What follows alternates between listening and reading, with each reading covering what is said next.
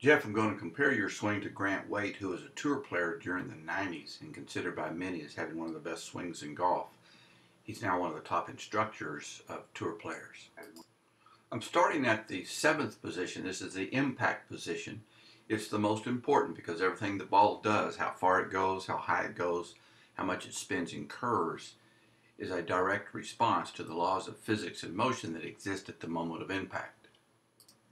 The first thing we're looking at is your weight distribution, and I've drawn a blue box from the center of your ankles to the top of your head, and you can see how you have the majority of your weight on your left side. That blue line is passing right through your belt buckle.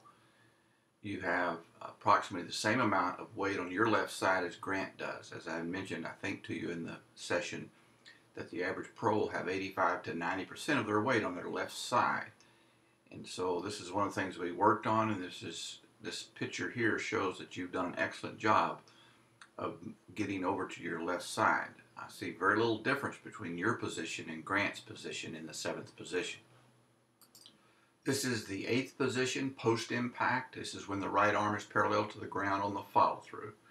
Again, your body position is almost a carbon copy of Grant's. So you're really learning the correct swing very quickly. Now we're going to look at the positions prior to impact that help you arrive at that good impact position. Here you are at the beginning of the swing, the one position. You have, I like the stance, you've got just a little bit more weight on your left side than your right side at the beginning of the swing, which I like. I like about 55% on your left foot and 45 on the right. Arms are nice and have a nice extension. Everything looks really good there. Here we are in the three position. This is in the backswing when the left arm is parallel to the ground. You're keeping your weight on that left side. You're loading that left leg, pressing the ground. You're letting your left leg flex as your right leg extends. This is what keeps your head level. The only small difference is Grant just has his upper body, his shoulders and head are just a little bit more on the left.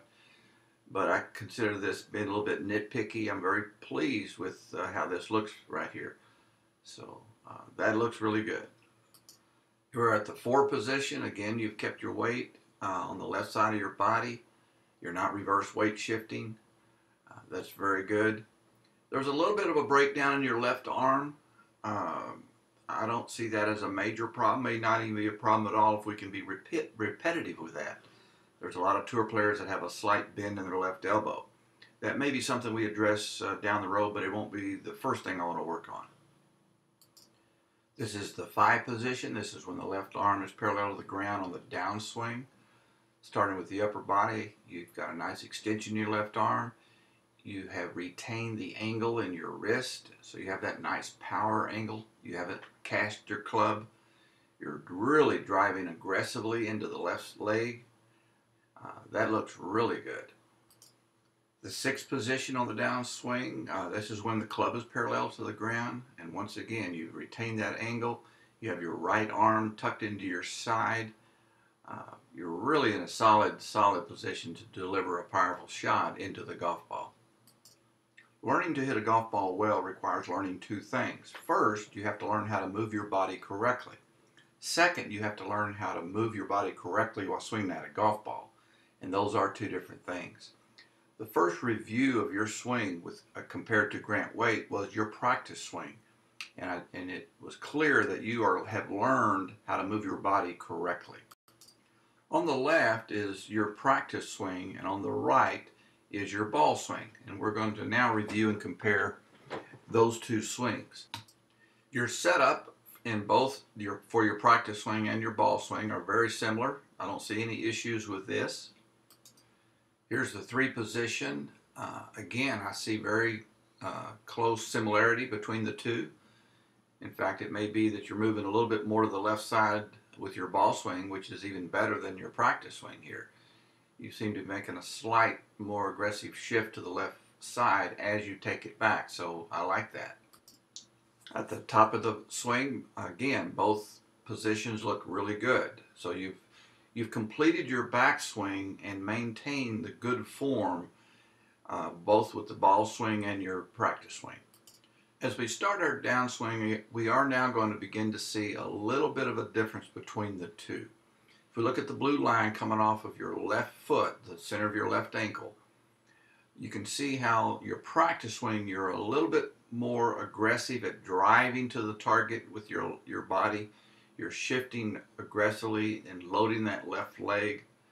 Whereas the ball swing, you're back just a little bit. You're not making the same kind of shift to the left side. It's very subtle at this point in the swing, but it is the first indication of a difference between your ball swing and practice swing.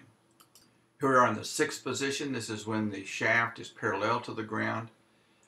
Looking at on the left, your practice swing, I mentioned how well you had brought that right elbow into your side. Your armpit is closed. And you can see on your ball swing, it's separated a little bit more. That's an indication of kind of coming over the top, pulling that arm away from the body. As we look at the weight shift and now the lower body, you can see how your back leg is angled. You're driving that right knee towards your left knee. So there is more of an indication that the two swings are now starting to change in the way your body is moving. Here we are at impact, and on the left, your practice swing. Again, you have correctly driven your right hip and right knee towards your left side. You're coming off that back foot. The outside edge of your foot is coming off the ground. Your ball swing, you've tended to just kind of stand up and lock your legs. You don't have that same kind of lower body turn into the ball. And so that'll be one of the things that we'll address as we continue to refine your form for the ball swing. We'll work on the move you already know. You already know how to move your body correctly. But when the task of striking a golf ball is included in shaping that swing, you lose that feeling of turning your lower body, hitting that ball with the lower body. You tend to shift your attention to hitting the ball with the hands. Here we are in the eighth position post-impact. Again, you have an excellent position with your practice swing. Your ball swing, you're still a little bit more on that back foot. You're not in that same kind of lower body position. You can see how on the left, your practice swing, how you've aggressively moved to your left side. You've let your weight get on top of your left foot. That you've released your back leg. You're on the edge of your big toe is touching the ground in that eighth position. On the right, your ball swing, you still have enough weight on your back foot to keep your foot down. And so this will be one of the key issues that we work on. It's my job not to just tell you about a fundamental, but to help you experience the fundamental, help you feel the fundamental. And that's what we'll work on. We'll do some drills that help you get that feeling. We're now going to look at your swing from down the line. This is with the driver, the three position, left arm's parallel to the ground. Again, in your backswing, your swing compared to Grant looks very similar. I like the fact that your left leg is flexing while your right leg is extending. That helps you keep your head position steady and stable. Top of the back swing, again, very good position. Left leg is flexed, right leg is extended. The left arm is pretty close to the same line of your shoulders, which I look for. So that's very good. I don't see any real major issues anywhere in your backswing for this shot. As you start the downswing, we start to see a little bit of a difference between your position and Grant, particularly in the shaft position.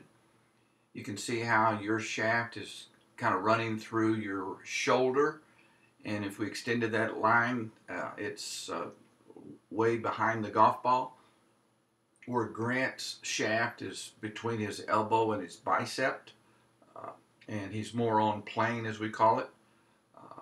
And so that there is a little bit of an adjustment that we'll make in your downswing to make sure to have that shaft sit down just a little bit more so that you can drive directly into the golf ball and now have to make a compensation move on the downswing in order to get the club lined up to the ball. And here we are at impact, and I've circled the hip area. You can see how Grant has really turned his hips. I can easily see both the left and right back pocket, and you're still very sideways. If you look at Grant's right foot, you can see how it's kind of banking. He's not twisting the foot or spinning the foot. That foot is kind of just leaning, and it's moving over to the edge of the big toe, whereas you're still flat there. So learning how to move your lower body in the downswing will be the first thing that we focus on. And you don't have to learn how to do it. You already know how to do it. You've demonstrated every time with your practice swing. So it should be an easy transition from your practice swing to your ball swing. It's just a matter of doing some drills at the golf ball when you're focusing on the lower body movement that you already have demonstrated you can do.